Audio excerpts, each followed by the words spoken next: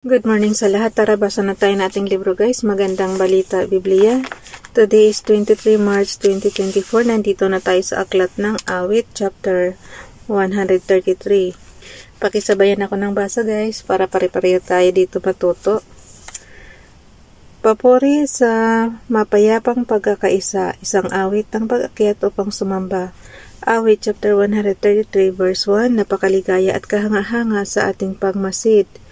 Ang nagkakaisa at laging sama-sama na magkakapatid. Verse 2, langis ng olibo ang nakakatulad at nakakawangi sa ulo at balbas nitong si Aaron, kapag ipinahid o maagos ito'y nababasa pati ang suot na damit. Yung olive oil guys, nilalagay sa ulo. Tingnan mo Langis, verse 2, langis ng olibo ang nakakatulad at nakakawangi sa ulo at balbas nitong si Aaron, kapag ipinahid o maagos ito, nababasa pati ang suot na damit. Verse 3, katulad din nito'y hamog sa umaga sa bundok ng Hermon, hamog na dumilig sa dakong maburol na bundok ng Zion. Sa lugar na ito, nangako si Yahweh ang pangakong buhay na mananatili. Paanyaya upang purihin ang Diyos, isang awit ng pag-akyat upang sumamba. Awit chapter 134 verse 1. Lumapit kay Yahweh at kayo'y magpuri, mga naglilingkod sa templo kong gabi. Verse 2, sa loob ng templo siya'y dalanginan, taas kamay na si Yahweh, papurihan. Verse 3, pagpalain nawa kayo ni Yahweh, Diyos na lumikha ng langit at ng lupa, magmula sa Zion ang iyong pagpapala. Awit ng pagpupuri. Awit chapter 135 verse 1, purihin si Yahweh, ngalan niya ay purihin, kayong mga lingkod niya. Verse 2, kayong lahat na sa banal niyang templo'y pumapasok upang doon manambahan sa banal na bahay ng Diyos. Verse 3, si Yahweh ay papurihan, pagkat siya ay mabuti, ang taglay niyang kabaitan ay marapat sa papuri. Verse 4, siya rin nga ang pumili kay Jacob na kanyang lingkod, ang Israel na may bansang pinili niya at kinupkop. Verse 5, nalalaman kong si Yahweh ang Diyos, na dakila higit siya sa alinmang Diyos ang naglipana. Verse 6, anumang nais ni Yahweh na sa langit man o sa lupa at kahit sa karagatan ang anumang panukala, ginaganap niya ito sa sariling pagkukusa. Verse 7, nilikha niya itong ulap na laganap sa daigdig, maging bagyong malalakas na may kidlat na mabilis. Sa kanya rin nagmumula itong hanging umiihip. Verse 8, pinuksa niya sa Ehipto bawat anak na panganay, maging tao at maging hayop, ang panganay ay namatay. Verse 9, nagpakita siya roon ng gawang kahanga-hanga upang kanyang pagdusahin si Farao at kanyang bansa. Verse 10, marami rin naman siyang winasak na mga bansa at maraming mga haring pawang bantog ang pinuksa. Verse 11, itong haring Amorio na si Sihon ang pangalan, at ang haring ng Angalay og isang haring taga Bashan, at iba pang mga hari na pinuksa sa Kanaan. Verse 12, ang lupain nila roon ay kinuha at sinamsam ibinigay sa Israel bayang kanyang hinirang. Diyan nga ako na guys yung mga dating nakatira sa Kanaan, yun pinuksa nila, and then sila na yung nakatira. Ang verse 13, ang pangalan mo, O Yahweh, ay magpakailanman. Kaya talaga, kung tutusin guys, yung gira-gira talaga, sometimes hindi maganda. Kasi, pag nalupig ka, syempre, kung sino yung yung victory guys, kung sino yung nananalo, syempre, yun ang mananakop doon sa bayan na yun. Parang tayo lang, nung panahon ng Kastila, panahon ng Amerika, panahon ng Hapon, mga sinakop tayo. Kaya minsan di maganda yung giyera talaga. Pero ito kasi bayang hinirang ng Israel, kaya binigay ni Father God sa kanila. Pero hindi natin ma-apply yung bayang hinirang yung yung Espanya na sumakop sa atin ng almost 400 years, kasi hindi naman sila taga-Israel. Diba? So, ang inanuhan lang, pinayagan lang ni Father God is yung taga-Israel lang. Okay, verse 12. Ang lupain nila roon ay kinuha at sinamsam, ibinigay sa Israel bayang kanyang hinirang. Verse 13. Ang pangalan mo o Yahweh ay magpakailanman, lahat ng nilikha Yahweh, hindi ka malilimutan. Verse 14. Ikaw na may mahabag sa lahat ng iyong lingkod, ang alipin ay lalaya sa kanilang pagkagapos. Verse 15. Ang mga Diyos ng mga bansay gawa sa pilak at ginto. Wow, yayamanin. Tingnan mo guys. Ang mga Diyos ng mga bansay gawa sa pilak at ginto. Yun yung God nila. Kamay ng mga tao ang humugis at bumuo. Yun nga yung Diyos-Diyosan guys. Yung mga rebolto, ganyan. Gawa sa pilak at ginto. Awit chapter 135 verse 16. Uot mayroon silang bibig, hindi naman may ibuka. Mga matay mayroon din, hindi naman makakita. Verse 17, mayroon silang mga tainga, ngunit hindi makarinig, hindi sila humihinga sa ilong man o sa bibig. Rebolto nga eh. Verse 18, ang gumawa sa kanila at lahat ng nagtiwala, matutulad sa idolong sila na rin ang lumikha. Verse 19, si Yahweh ay papurihan, purihin siya o Israel, maging kayong mga pare sa Diyos ay magpuri rin. Verse 20, si Yahweh ay papurihan, kayong lahat na Levita, lahat kayong sumasamba ay magpuring sama-sama.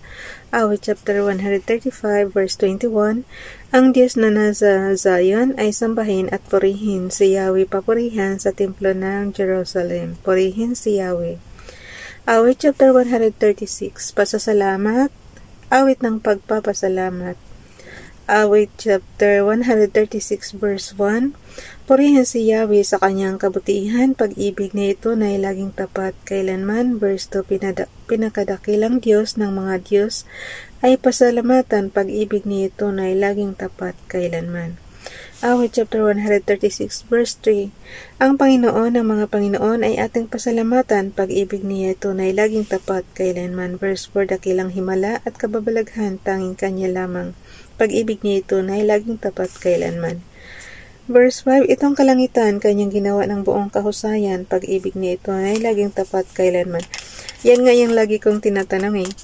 Si Father God ang gumawa ng kalangitan, ng universe guys, ng tao, ng mga hayop, ng dagat, ng tubig, lahat-lahat na nang nandito sa daigdig. Pero ang tanong ko parati, sino ang lumikha kay Father God? Yun talaga lagi kong tinatanong, paano siya dineclare na Father God at sino ang gumawa kay Father God? Kasi before tayo, siya ang gumawa. Ginawa tayo galing sa alabok. Yung nga si Adam and Eve. Tapos, lahat yan, yung mga paradise, ika nga. Ang tanong, sino ang gumawa kay Father God? Saan siya nagmula? Paano siya nakakapaglikha ng tao, ng universe? Kung saan siya talaga ang gumawa? Sino talaga siya? Sino?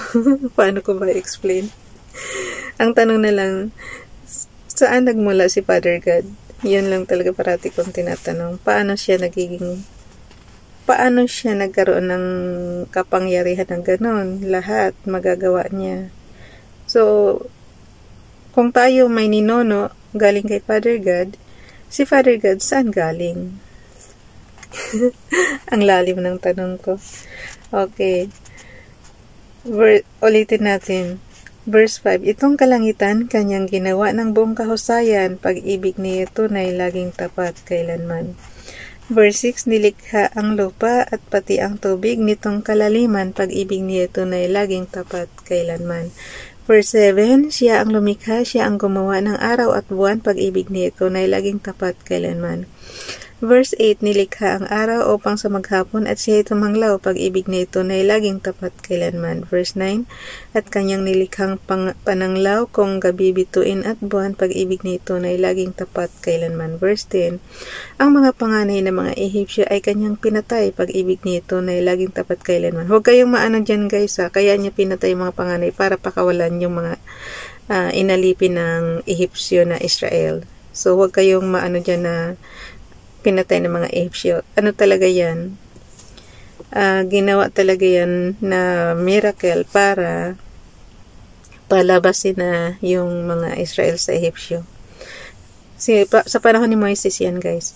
Verse 10, ang mga panganay ng mga Ehipsyo ay kanyang pinatay, pag-ibig niya ito na laging tapat kailanman. Verse 11, mula sa Ehipto, kanyang inilabas ang bayang hinirang, pag-ibig niya ito na laging tapat kailanman. Verse 12, ang ginamit niya ay mga kamay niyang makapangyarihan, pag-ibig niya ito na laging tapat kailanman. Kumbaga sa mga heroes, ang heroes nung araw, sila Moises. Sa atin naman, nung sinakop tayo ng mga Espanya, ang heroes natin is si Jose Rizal, yung mga bayani natin, guys. So, sa kanila nung araw, para sila mapakawala ng mga taga-Egypto kasi nalila nga rin sila doon. Si Moises, tapos kapangyarihan ni Father God, doon sa tungkod ni Moises yun. Kaya, sila napakawalan din. So, parang si Moises at si Aaron ang pinakahero at si Joshua nung araw. Sa Ehipsyo, sa Israel, ha. Okay. Verse 11, mula sa Ehipto, kanyang inilabas ang bayang hinirang, pag-ibig nito na laging tapat kailanman. Verse 12, ang ginamit ni mga kamay niyang makapangyarihan, pag-ibig nito na laging tapat kailanman. Verse 13, ang dagat na pula, kanyang inutusan, at nahati naman, pag-ibig nito na laging tapat kailanman. Verse 14, ang pinili niyang bayan ng Israel ay doon dumaan, pag-ibig niya ito na laging tapat kailanman. Verse 15, ngunit nilunod niya itong Pharaon at hukbong sandatahan, pag-ibig niya ito na laging tapat kailanman. Verse 16, nang mailabas na siya ang kasama habang nasa ilang, pag-ibig niya ito na laging tapat kailanman. Verse 17, pinagpapatay niya yaong mga haring may kapangyarihan, pag-ibig niya ito na laging tapat kailanman. Verse 18, maging mga haring bantog noong una ay kanyang pinatay, pag-ibig niya ito na laging tapat kailanman. Verse 19, siya ang pumatay sa haring Amoreo na si Haring Sihon, pag-ibig niya ito na laging tapat kailanman. Verse 20, siya rin ang pumatay sa bantog na si Og, ang hari ng Basyan, pag-ibig niya ito na laging tapat kailanman. Verse 21, ang lupain nila ipinamahagi sa kanyang hinirang, pag-ibig niya ito na laging tapat kailanman. Verse 22, ipinamahagi niya sa Israel bayang minamahal, pag-ibig niya ito na laging tapat kailanman. Parang ito pinakakoros, yung pag-ibig niya ito na laging tapat kailanman. Parang yan ang pinakakoros, guys. Verse 23, di niya nilimot ng tayo'y malupig ng mga kaaway, pag-ibig niya ito na laging tapat kailanman. Verse 24, pinalaya tayo ng tayo masakop ng mga kalaban, pag-ibig niya ito na laging tapat kailanman. Verse 25, lahat ng pagkain ng tao at hayop siyang nagbibigay, pag-ibig niya ito na laging tapat kailanman. Awit chapter 136 verse 26, ang Diyos nitong langit ay dapat purihin at pasalamatan, pag-ibig niya ito na laging tapat kailanman. Bukas na itong 137, guys. Chapter 137, panaghoy ng mga Israelitang dinalang bihag. Bye everyone, God bless.